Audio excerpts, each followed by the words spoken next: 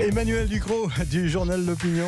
Ce matin, Emmanuel, vous nous parlez d'une pièce de théâtre, œuvre majeure du XXe siècle, En attendant Godot de Samuel Beckett. Beckett, souvent considéré comme le maître de l'absurde, mais avec ce qui se passe autour de cette pièce depuis quelques jours en Hollande, là on peut dire, Emmanuel, que la réalité dépasse la fiction. Ah oui, effectivement, la réalité, c'est ce qui s'est passé au centre culturel des étudiants de l'université de Groningen, aux Pays-Bas. Histoire abondamment relatée par la presse britannique. Un jeune metteur en scène, Oisin Moyne, j'ai fait l'effort d'aller apprendre à prononcer son nom. Oui, je vois ça, oui. Irlandais donc, comme Beckett, diplômé de cette université néerlandaise, avait prévu de monter la pièce En attendant Godot.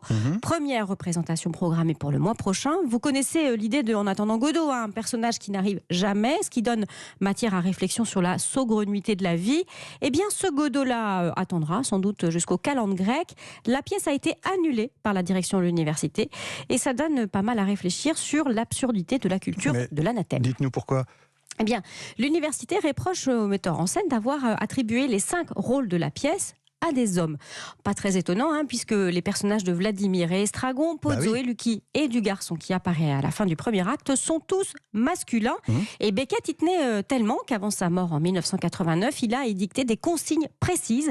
En ce sens, elles s'appliquent à toutes les productions de Godot, des hommes uniquement. Et ses ayants droit ont systématiquement attaqué en justice les metteurs en scène qui ont tenté de contourner la règle. Mais l'université de Groningen ne l'entend pas de cette oreille, Emmanuel. Ah ben non, pas de femmes sur scène, pas de Beckett.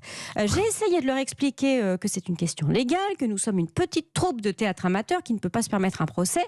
Rien n'a pu les faire changer d'avis, expliquait le metteur en scène qui a ferraillé pendant des semaines.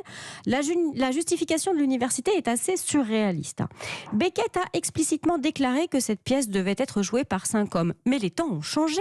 L'idée que seuls les hommes conviennent à ce rôle est dépassée et même discriminatoire. Rideau. Si Beckett refuse de se plier à titre posthume aux lubies inclusivo-égalitaristes en carton-pâte, eh bien qu'il disparaisse. Tout ça au nom d'une, je cite, communauté ouverte et inclusive. Alors j'ai cherché des façons de définir ça, on tombe vite sur de l'oxymore, peut-être censure accueillante, veto de tolérance, excommunication bienveillance. En tout cas, c'est la grandeur d'âme la plus étroite du monde. Alors, tout ça est d'autant plus incompréhensible, Emmanuel, que la décision lèse des femmes, finalement. Eh bien oui, parce que toute l'équipe de production est essentiellement féminine. Alors la productrice est assez incrédule. Elle compte, on a aussi des trans, des non-binaires. La majorité de la production appartient à la communauté LGBT. Là, on est carrément dans la notion de discrimination de sororité. Alors vous savez ce que c'est, Emmanuel, on va vous accuser de panique morale, comme à chaque fois qu'on s'inquiète de ce genre de dérive. Eh bien qu'on m'accuse de panique morale autant qu'on voudra. La seule panique ici, c'est celle qui consiste à brûler symboliquement des œuvres parce qu'on pense le public trop bête pour faire la part des choses et comprendre ce qu'est une œuvre façonnée par un artiste et une époque. Une panique qui se double d'un joli petit complexe de supériorité intellectuelle. Au passage, il y a pire que la panique morale. Il y a les ciseaux manipulés avec toute la bonne conscience boursouflée de la vertu. Là, ce n'est plus En attendant Godot, c'est les beaux jours de la bêtise. Merci Emmanuel Ducrot. Europe 1 et 8h.